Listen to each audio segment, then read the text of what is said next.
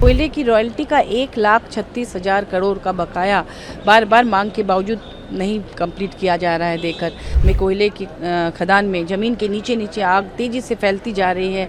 कितनी कीमती कोयले जलकर खाक हो जा रहे हैं। उसके लिए बड़े बजट की ज़रूरत है। अलग से एक प्रावधान होना चाहिए। ऊपर रहने वाले आदिवासियों दलितों को कहा जा रहा है कि आप लोग इस जगह को खाली कर दीजिए। फिर रेल की सुविधा और ज़्यादा होनी चाहिए, लोकल ट्रेन की। मोदी सरकार 3.0 का पहला बजट संसद में पेश किया गया है। वित्त मंत्री निर्मला सीतारमण ने अपने बजट भाषण की शुरुआत करते हुए कहा कि प्रधानमंत्री नरेंद्र मोदी के नेतृत्व में लगातार तीसरी बार देश में सरकार बनाना ऐतिहासिक है। देश की जनता ने सरकार पर भरोसा दिखाया है। वैश्विक हालात का महंगाई पर असर पड़ा है, लेकिन भारत में महंगाई नियंत्रण में है और ये 4% के दायरे में है। निर्मला सीतारमण ने कहा कि अंतरिम बजट में हमने गरीब महिला, युवा और अन्नदाता पर फोकस किया था। उन्होंने कहा कि भारतीय अर्थव्यवस्था लगातार चमक रही है। पूर्ण बजट भी इन पर केंद्रित है। हमारे कृषि क्षेत्र में उत्पादन बढ़ाने पर जोर है। विकसित भारत के लिए ये पहली प्राथमिकता है। उन्होंने सरकार की 9 प्राथमिकताओं को गिनाया। इनमें एग्रीकल्चर सेक्टर के साथ साथ शहरी विकास, रोजगार और स्किल डेवलपमेंट, कृषि रिसर्च, ऊर्जा सुरक्षा, इनोवेशन, रिसर्च और ग्रोथ, अगली पीढ़ी में सुधार शामिल है। वहीं साथ ही आगे आपको बता दें कि यूनियन बजट को लेकर महुआ माझी ने कहा कि हमारा झारखंड पूरे देश को कोयला सप्लाई करता है और उसकी रॉयल्टी का बकाया 1,36,000 करोड़ है, जो हम सरकार से कब से मांग रहे हैं। इसके लिए अलग से बजट होना चाहिए।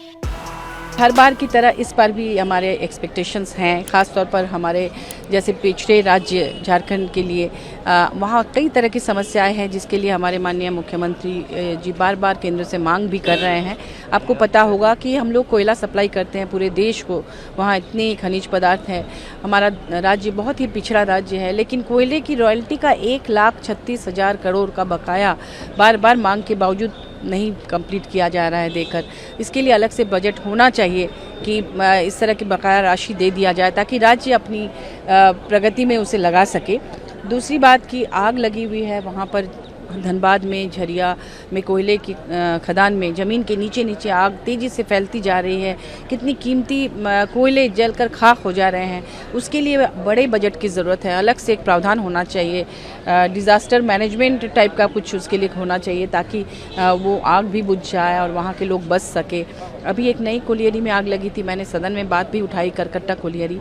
वहाँ थोड़ा सा आग लगा हुआ था, लेकिन उसे बुझाया नहीं गया, तो वो इतना तेज़ी से फैलता जा रहा है। अब उसके ऊपर रहने वाले आदिवासियों दलितों को कहा जा रहा है कि आप लोग इस जगह को खाली कर दीजिए। वो कह रहे हैं कि हमें मुआवजा दीजिए तो हम लोग खाली करेंगे। मुआवजा भी नहीं दिया जा रहा है। तो CCL या जो भी कोल इंडिया के अंडर में है, ये केंद्र सरकार के अधीन है। इस तरह के डिज़ास्टर पर भी ध्यान देने की ज़रूरत है। बजट में इसका भी प्रावधान होना चाहिए।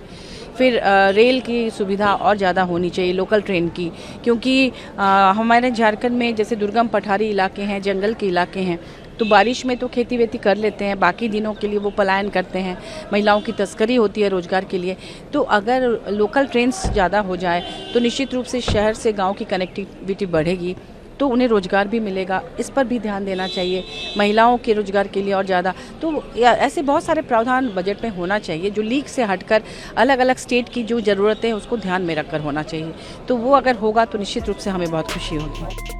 इसी तरह की तमाम खबरें और अन्य अपडेट्स के लिए बने रहिए हमारे साथ और देखते रहिए punjabkesari.com।